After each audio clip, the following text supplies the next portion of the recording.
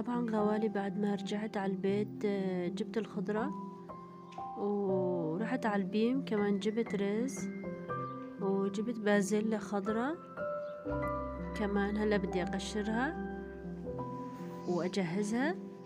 وكمان جبت لحمة، جبت نص كيلو لحمة زور وكيلو لحمة فخاد دبابيس يعني. وجبت شوية فواكه، صار زمان ما أكلتوا هاي الفواكه مو؟ طبعا أنا نسيت اسمه. طبعا جبت نص كيلو كيوي، وجبت علبة زيت كمان، كان الزيت خالص عندي. وجبت خس وبندورة، لأنه الخضرة ما شاء الله عم جيب كيلو كيلوين دوبا عم لحقهم بالبيت. طبعا قبل ما نبلش خلينا نصلي على النبي، اللهم صل على سيدنا محمد. طبعا بدي افضي الزيت بالعلبة هاي، يعني انا لما اجيب الزيت ابدا ما اخليه بهديك العلبة، بحطه بهاي العلبة وخلاص. هلا خليني افضي الزيت، بعد ما اخلص برجع. طبعا انا مثل ما قلت لكم انه جبت يمكن تقريبا كيلو بازيلا، بدي افرطها هلا كلياتها، بعدين رح تعرفوا شو هي الطبخة اللي بدي اعملها، رح خليها مفاجأة لكم. هلا خليكم معي رح حتى اخلص كل البازيلا.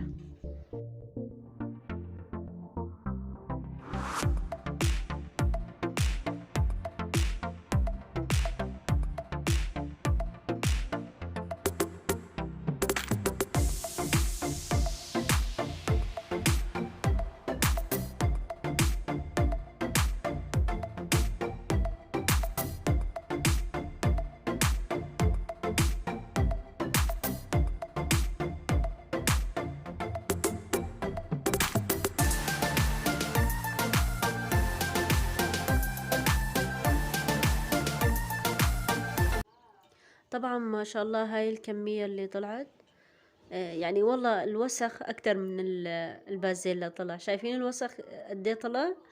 يعني انا نصيحة مني لكم جيبوها جاهزة احسن، انه يعني مقطفة وجاهزة. هلا هذا الوسخ شو بدي اعمل فيه؟ بدي احطه بالكيس وكبه. هون خلصت البازيلا.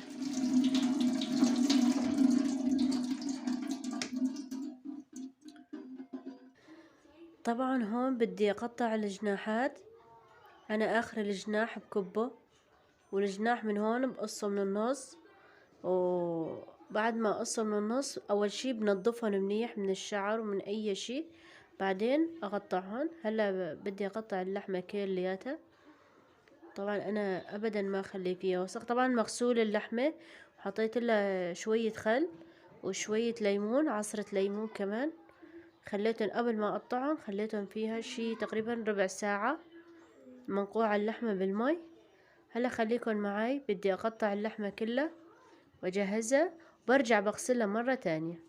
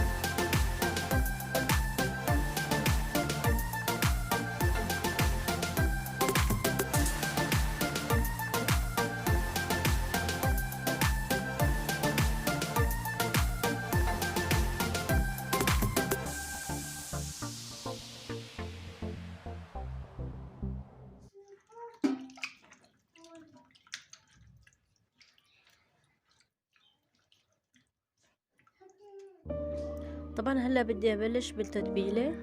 عندي هون نص كاسة ليمون، وعندي هون كمان نص كاسة زيت، طبعا زيت نباتي حسب الرغبة. عندي هون كزبرة كمان، ما بدي اكتر من التوابل لانه احيانا تجي الفليفلة حادة، كل ما اعمل طبخة الفليفل الناعمة كتير كتير حادة. طبعا كمان بدي احط شوية فلفل اسود. انا كل ما اقول اني ما احط فلفل اسود برجع احط فلفل اسود، لانه احيانا البنات ما عم ياكلوا هاي الفليفل الحمرا اللي عم حطها، تيجي حادة كتير من البيم. يعني ما بعرف، هو الواحد لازم اذا الحاد ما يقدر ياكله لازم ما يحط حاد. طبعا هون حطيت نص معلقة ملح، وطبعا بدي احط معلقتين دبس بندورة او مية البندورة، وعندي مكعب ماجي كمان. بدي احط 3 معالق لبن، يعني حسب الرغبة. لبن كتير كويس يطلع معه. وعندي كمان شوية توم مهروس كمان بدي ارجع احطه فوق التتبيلة. وهلا بدي احركها واجهزها منيح. عن جد عن جد لو تشموا ريحة التوابل عبة المطبخ، الله وكيلكم، كتير طيبة طلعت الريحة. اذا الريحة هيك شلون الاكلة؟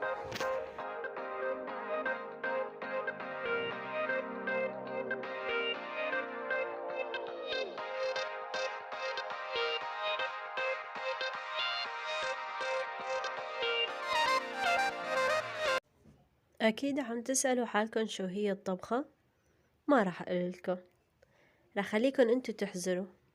طبعا هون بدي احط تحت اللحمة بصلة وحدة بدي اشقفها منيح، وبحطها ارضية الصحن مشان احط اللحمة واحط الصحن بالفرن.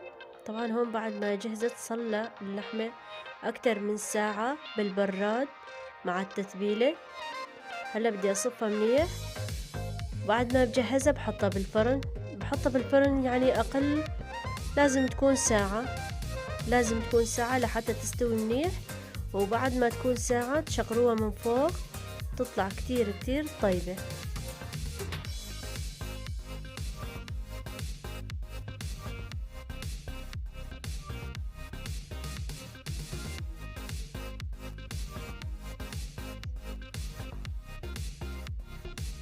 طبعا اليوم أكلتنا راح أعمل عشاء رز ببازلاء مع جزر، وصينية الفروج هاي كمان صحن الفروج قصدي بدي أحطه بالفرن. طبعا أنا حطيته بالفرن.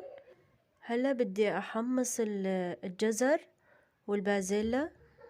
طبعا هي ما بدها تحميصة كتير، يعني شوي. طبعا راح أخليهم شي 10 دقايق الجزر والبازلاء بيغلوا شوي، بعدين أطفي عليهم. طبعا مية البازلاء والجزر ما راح كبه، لأنه أنا راح أحط معاهم مكعبين ماجي راح أستفاد منه وأسوي فيها الرز أحسن ما أكبه.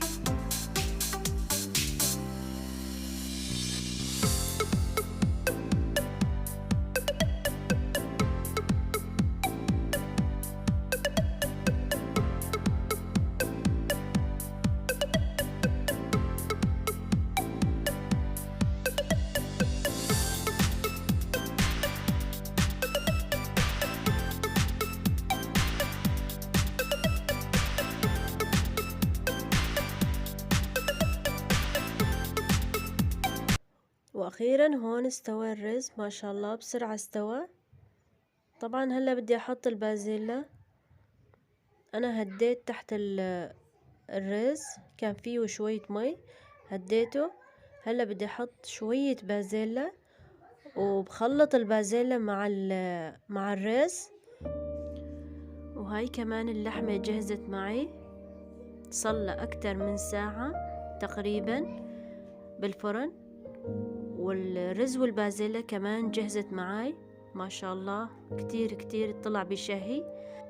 قبل ما انسى، ما تنسوا تحطوا لايك، تشتركوا بالقناة وتفعلوا زر الجرس بحبكن كتير، والله يخلي لي إياكن يا رب ولا يحرمني منكن. وشكرا على كل شخص تابعني، وشكرا على كل شخص يحط لي على الفيديو لايكات، والله لا يحرمني منكن يا رب.